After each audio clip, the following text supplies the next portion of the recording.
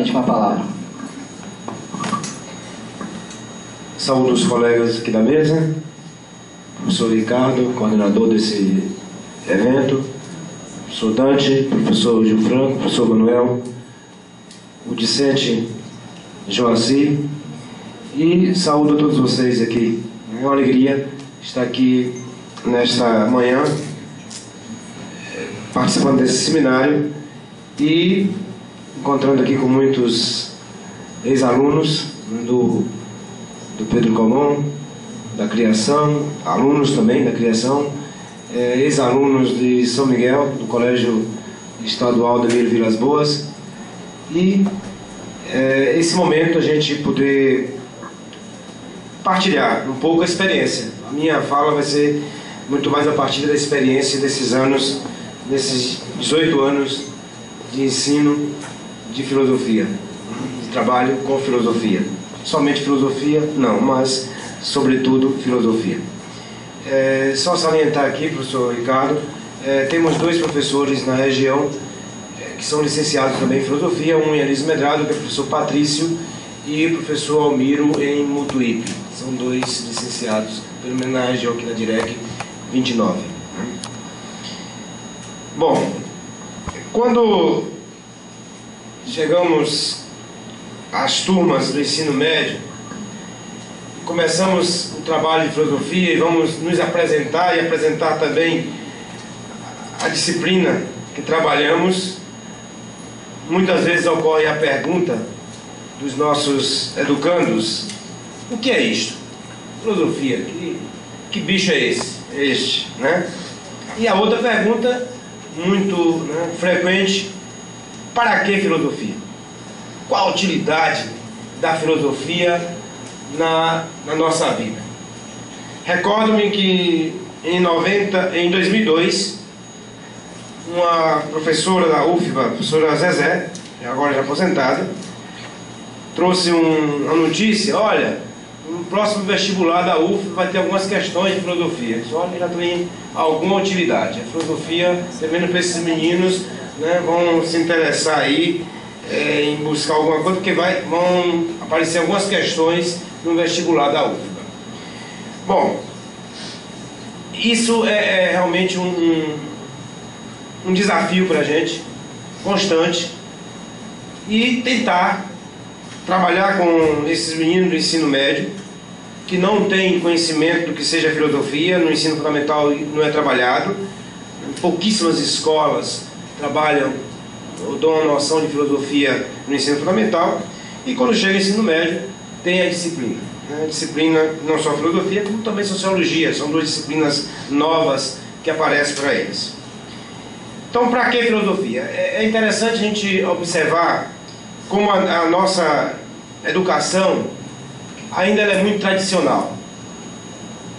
A gente tem um discurso de uma educação libertadora, uma educação de formação crítica, mas ainda num conjunto a educação básica ainda é muito tradicional.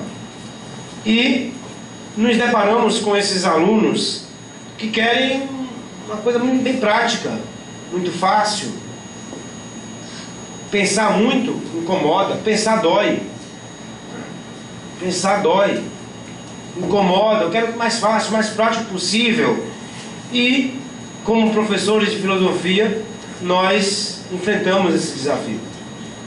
Ajudar esses meninos e meninas a pensarem um pouco mais, a refletirem sobre a realidade, sobre a existência, sobre as ideias que eles têm, sobre as ideologias que estão presentes aí na nossa sociedade, no dia a dia da nossa vida.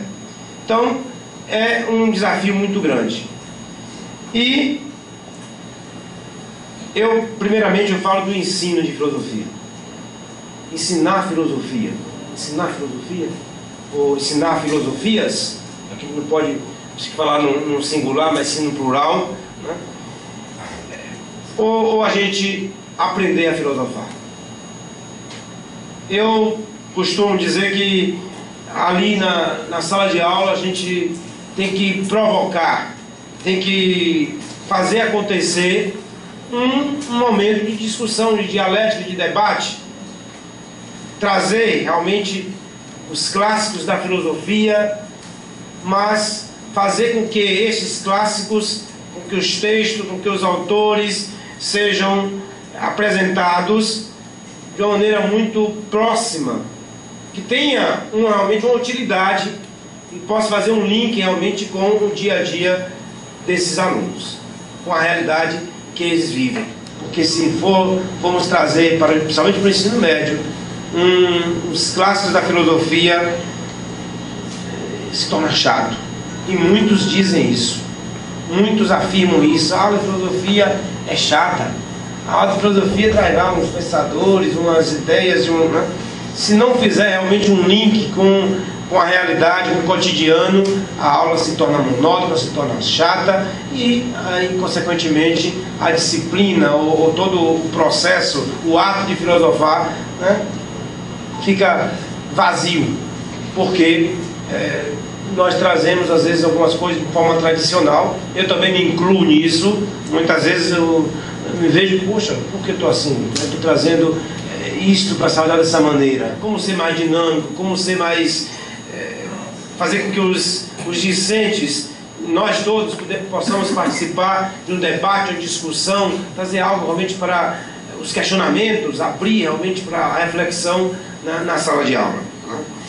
O ensino de filosofia, né, já se tornou assim uma opinião comum que o principal objetivo da filosofia no ensino médio é a questão do pensamento crítico, é ajudar na formação do pensamento crítico dos educandos. O problema realmente aparece quando associamos a ideia de que, para cumprir esse objetivo da formação do pensamento crítico, o professor de filosofia, de certo modo, muitos pensam em abandonar a abordagem pautada na história da filosofia e nos textos dos filósofos e privilegiar os conteúdos apenas do dia a dia, do cotidiano. Portanto, é um desafio a gente pensar como estimular os nossos educandos a pensar criticamente essa realidade, mas trazendo os clássicos da filosofia. E, falando do ensino e utilidade, existe a produção, o que o filósofo produz? A produção do conhecimento. O filósofo é um pensador. E devemos ajudar os nossos educandos a pensar melhor. E um pensador pode ser definido como um trabalhador cujas ferramentas e matérias-primas são as ideias. E numa sala de aula, 30 alunos, 40 alunos, como nós temos no dia a dia do ensino médio, da escola pública principalmente, né? Cada um tem uma ideia, tem uma opinião. Muita gente tem medo de falar, porque também é uma outra coisa que a gente se depara. A educação escolar, a formação, a educação básica, ela trabalha muito com o que é certo e o que é errado.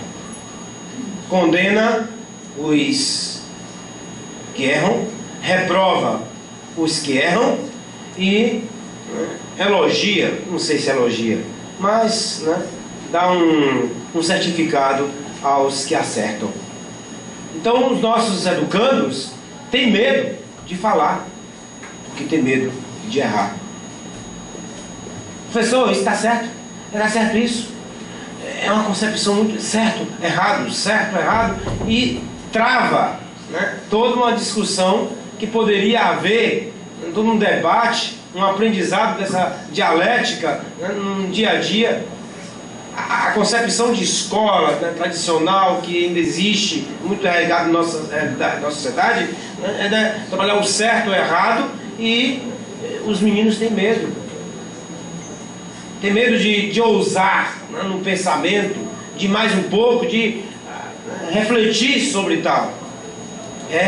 Pegar essa ideia aqui de Aristóteles, pegar a ideia de Sartre, sei lá, e memorizar e responder a questão. mesmo em questões abertas, tenta às vezes trazer assim, porque a escola ensinou assim. A escola ainda é assim, de muitas maneiras, ainda aquela coisa tradicional, decorar, de memorizar e não de produzir. Aquele conhecimento que você produz a partir do que você entendeu ali do texto, do que apareceu também na discussão em sala de aula. O novo, a gente é tão acostumado às novidades tecnológicas, às novidades científicas, tudo é o novo, tudo, mas num pensar, num processo de educar ainda, eu vejo isso, na educação básica, nós ainda estamos muito atrelados ao antigo, a memorizar, a decorar, e a filosofia realmente é um espaço muito bonito, é um espaço aberto para provocar, para fazer com que esses meninos saiam do comodismo de engolir as coisas, de aceitar as coisas como são colocadas, como são ditas, e acatar isso de maneira, tudo bem, tudo normal, quando está tudo normal, tudo bem, tudo normal, tudo tranquilo, é porque não está bem. Nem sempre, a vida é feita dessas inquietações, os problemas existenciais, os problemas das ideias, tantos problemas que nós nos deparamos, e como fazer com que isso também venha à tona na sala de aula. Vamos resolver os problemas? Os problemas dos nossos alunos, problemas emocionais, afetivos, intelectuais, econômicos, sei lá. Não. Agora vamos ajudá-los a compreender essa realidade, a questionar, ter coragem de questionar essa realidade, de não aceitar tudo de maneira passiva e fazer com que descubra o que a gente pode fazer diante do problema, o que nós podemos fazer, quais são os caminhos que existem aqui, quais são as possibilidades. Então, ser professor de filosofia, vocês aqui, a maioria, vocês são estudantes do curso de filosofia e tem esse desafio pela frente. Desafio de ajudar o outro, ajudar os outros a sair do comodismo, do marasmo, a preguiça intelectual, a preguiça de pensar. Porque isso é colocado, e com a força da mídia, do poder das comunicações, do poder midiático, nós sabemos disso. As coisas são dadas. Quanto menos a gente pensar, quanto menos buscar a reflexão, mais tranquilo, então, é muito tranquilo, muito, isso é ruim. Bom, quando a gente fala em filosofia, lembrando aqui de Aristóteles, filosofar ou filosofia seria esse espantar-se com as coisas, ou a capacidade que a gente tem de mirar, de admirar, de observar, de analisar, de refletir sobre determinadas situações. É preciso que a gente também, como professor de filosofia, a gente transmita esse carinho, esse gosto, esse prazer que a gente tem em conhecer. Filosofia, amor à sabedoria, paixão pela sabedoria. Quem ama se sente carente e desejoso do objeto amado, atraído por ele e por isso vai à sua procura. No caso do filósofo, do professor de filosofia, como um objeto do seu desejo ao saber, o conhecimento, é a este que ele busca. Então, nós somos também responsáveis em transmitir para os nossos educandos este gosto, este amor pela sabedoria. A vontade de buscar, de querer fazer, porque eles também percebam isso. O professor de filosofia, não só o professor de filosofia, mas os outros também, lembrando aqui de Sócrates, deve ser o parteiro. Ajudar o outro a parir as próprias ideias, as próprias opiniões. Não apenas ficar copiando, imitando, não ser apenas papagaios que repetem sons. Então, é um desafio muito grande. A admiração, portanto, requer um distanciamento das crenças. Isso é muito importante. A admiração, o espanto, requer esse distanciamento do que é costumeiro e que permite uma problematização. Marlene Chauí diz: admiração e espanto significam que reconhecemos nossa ignorância e exatamente por isso podemos superá-la. Nós nos espantamos quando, por meio do nosso pensamento, tomamos distância do nosso mundo costumeiro, olhando como se nunca o tivéssemos visto antes. Tomar uma certa distância. Quer dizer, você fazer o distanciamento daquilo que você vive também. Quantas situações, quantos problemas que os nossos alunos se deparam, questões religiosas, por exemplo, questões da afetividade, da sexualidade, tantas coisas. Como é que você vai fazer isso? E os nossos educandos, eles se espantam quando você lança uma pergunta: o que é o tempo? O que é o homem? O que é o ser humano? Ou o que é Deus? Eu não sei. Sim, vamos pensar aqui: o que é? O que é o ser humano? O que é Deus? Por quê? Para quê? Então, esses questionamentos ajudam, né, a refletir, a pensar a realidade. Os nossos educandos estão na fase da adolescência, início da juventude, e você perguntar o que é o amor. E por que você ama fulano, cicrano? Eu lembro que um dia desse uma aluna disse, eu citei um exemplo de um casal de namorados da turma, e uma outra colega disse: já vem um professor disseminando discórdia aqui, né, entre eles, né? Porque eu perguntei o que é o amor e por que eles se amam, né? E eu estou dizendo, não é questão de deixar de amar, mas entender um pouco mais. Por que esse amor? Refletir sobre esse amor que existe entre aquele casal de namorados. Refletir sobre aquela situação que eles vivem. Não apenas uma paixonite, não apenas uma coisa, mas pensar um pouco mais. Sobre Deus né, às vezes, o que é Deus, ficam assustados. Não estou dizendo que não possa acreditar, que você não continue acreditando no seu Deus, mas é refletir sobre por quê. É só porque pai e mãe falaram que é assim? Você não vai refletir sobre isso? É você amadurecer no entendimento daquilo que você acredita. Por que Joaci, que desse uma experiência em sala de aula, por que Joaci torce para o Flamengo?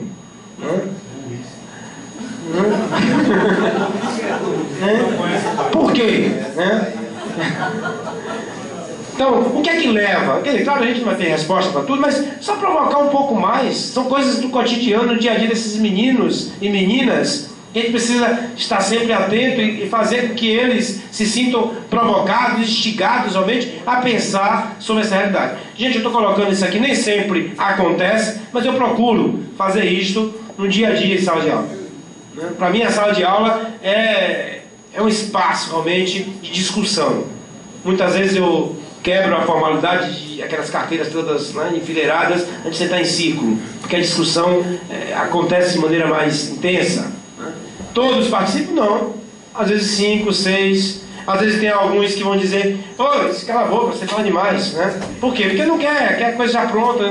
A discussão ali, para alguns, não interessa. Mas é isso, o papel da gente é esse. É fazer realmente com que aconteça essa discussão. Né?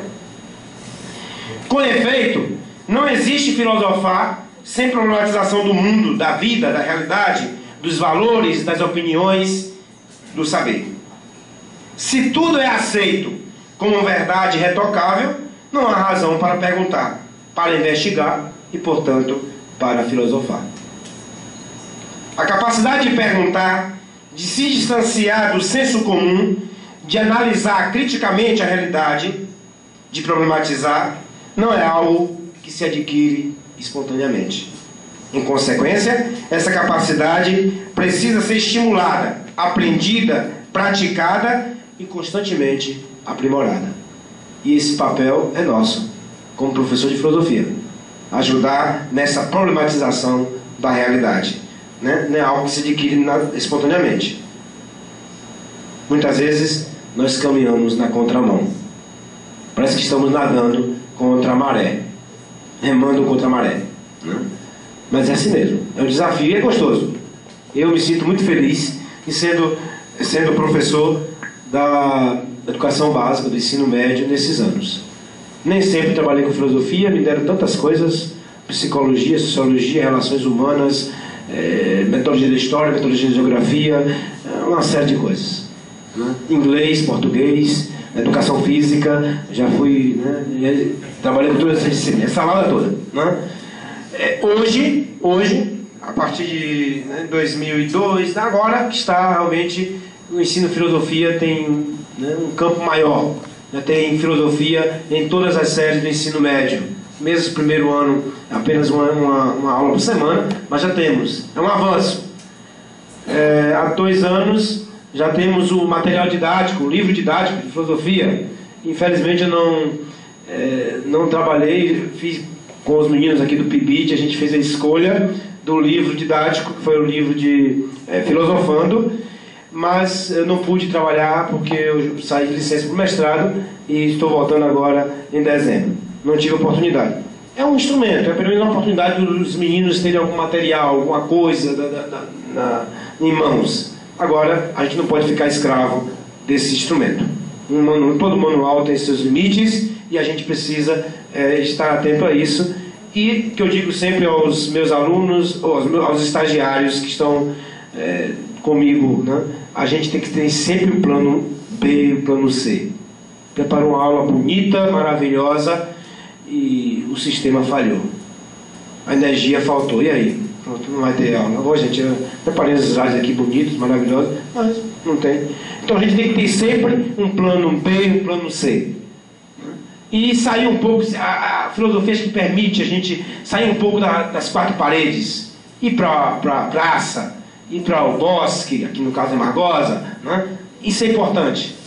Ir para o Coreto, ir para, não sei, para vários lugares, ir para um espaço diferente, né? Sentar no chão e conversar, bater um papo, né, sobre um determinado assunto.